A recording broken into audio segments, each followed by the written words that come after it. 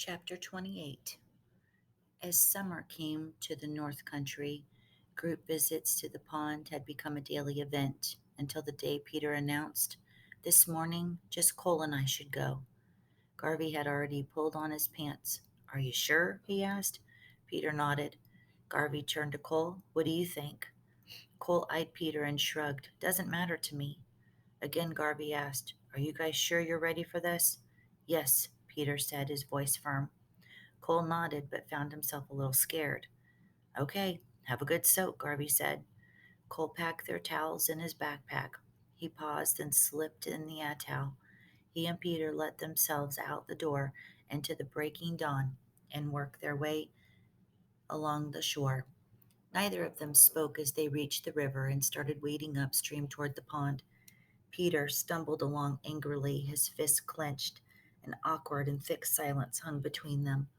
When they finally reached the pond, Cole couldn't stand the silence any more. "I'm glad we came alone," he said. "It's time we were friends." He held out his hand to Peter, but Peter knocked his hand away. "I'll never be friends with you." "Look, Peter, I didn't mean to hurt you." Peter shoved Cole, knocking him off balance. "You beat me up and smashed my head on the sidewalk until I was bleeding. They had to pull you off me. What do you mean you didn't mean to hurt me?" His eyes were wild. Cole had regained his balance. "What I mean is, I didn't mean to get so angry. I didn't decide all of a sudden to get mad and hurt you. And so now everything is supposed to be all right?"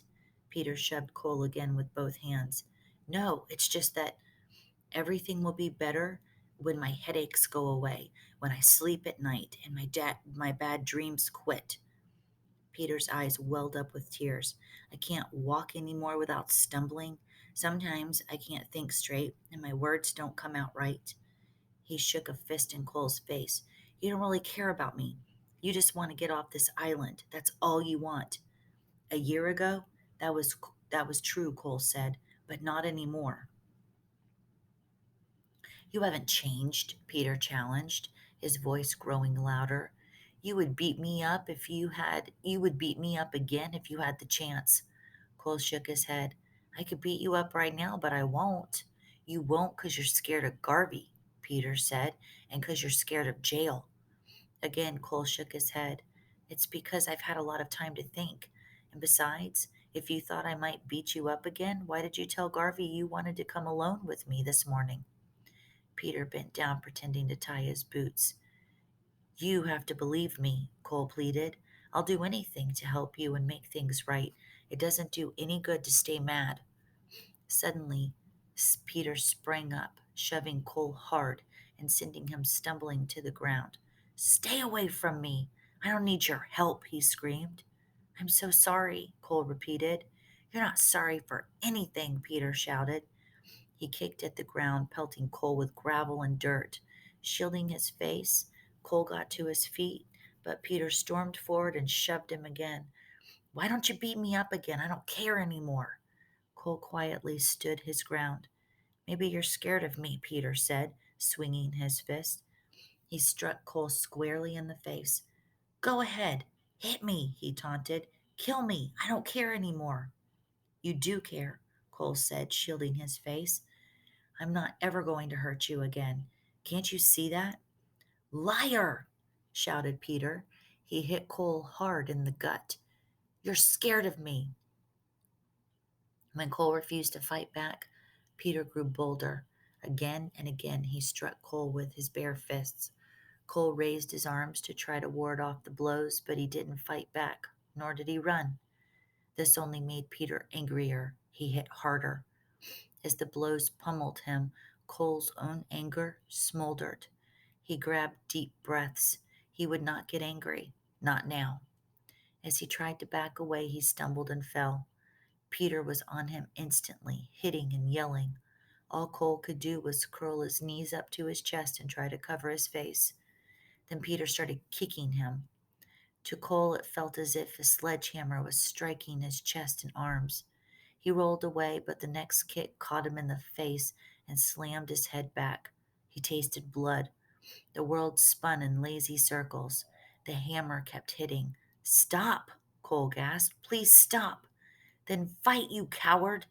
Peter screamed like a madman. I'm not going to fight you, Cole shouted as the next angry kick to his stomach took his breath away. Then the kicking stopped. Cole opened his eyes in time to see Peter sink to his knees next to him, crying. Peter's body shook with great hiccuping sobs. Are you okay? Cole asked, grimacing from his pain. I'm scared, cried Peter. I'm so scared. My thinking gets all mixed up, and I feel like the whole world is falling on me. Wincing, Cole sat up. How can I make you believe that you don't ever have to be scared of me again? You just say that, Peter sobbed.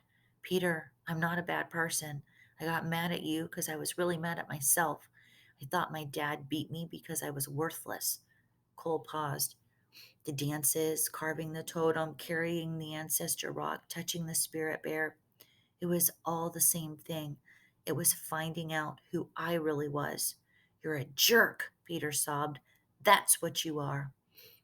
Cole fought back his own tears. I'm part of some big circle that I don't understand, and so are you. Life, death, good and bad, everything is part of that circle. When I hurt you, I hurt myself too. I don't think I'll ever heal from what I did to you, but I'm sorry, Peter. I really am sorry. Peter knelt crying, his body bent forward. Cole, not knowing what else to do, wrapped his arm around Peter's shoulders. For a long time, Peter let himself be hugged, leaning back into Cole. And that was when it appeared. Not 20 feet away, it stood watching them. The spirit bear.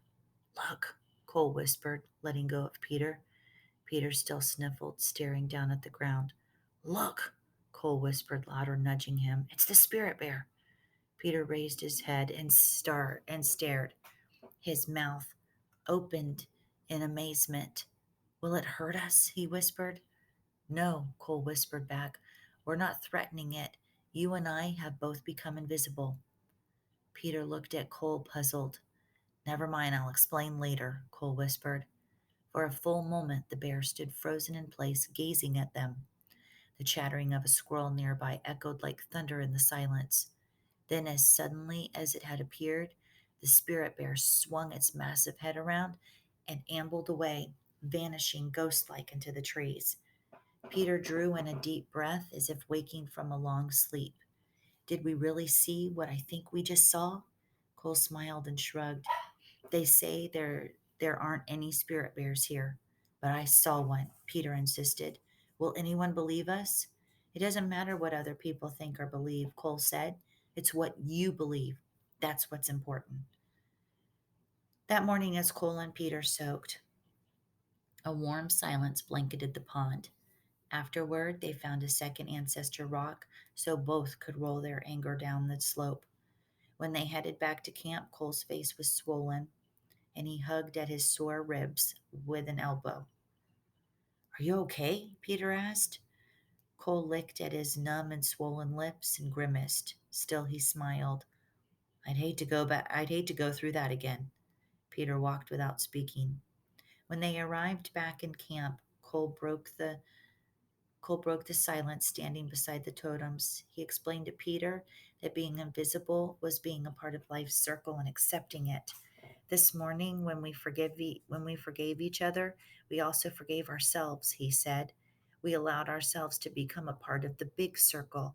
That's why we saw the spirit bear. What makes you think I forgave you? Peter said. Cole pulled off the backpack. I have something I want to give you, he said. He took out the folded atau. Garvey gave this to me as a symbol of friendship and to show he trusted me. He handed the atau to Peter. Now I want you to have it. Are you saying you trust me? Peter asked. Cole nodded. I hope someday you'll trust me. Peter stared at the atau as he spoke. I want to help you carve the blank space on your totem, the space you saved for your dance of anger. Cole hesitated. Okay.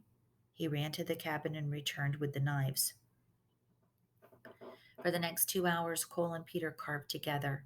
When they finished, Cole hollered for Garvey to come from the cabin and take a look at the nearly perfect circle that now completed the totem. When Garvey joined the boys, he stared down at the log and at what they had carved. Carved a perfect circle, he said, a soft smile tugging at his lips. Why a circle? Cole and Peter glanced nervously at each other, neither wanting to speak. Could it be because every part of a circle is both a beginning and an end? Garvey asked, and everything is one? Peter shrugged awkwardly and grinned at Cole. The circle is all I could teach him to carve. Cole smiled and nodded. I'm a slow learner, but I'm working on it. Author's note: circle justice has been practiced by native cultures for many centuries. Only recently has the concept been given a chance to work within some modern U.S. judicial systems. It may be argued that a beating victim would never be sent to an island to face his attacker, as it is portrayed in this novel. The strength of circle justice, however, comes from the creativity of the individual members within each healing circle. I would hope that in real life, any healing path would remain a possibility. Spirit bears actually do exist off the coast of British Columbia. I have refrained from describing exactly where they are in an attempt to preserve their threatened privacy and habitat. During the research for this book, however, a 300-pound male spirit bear actually approached to within 20 feet of where I stood.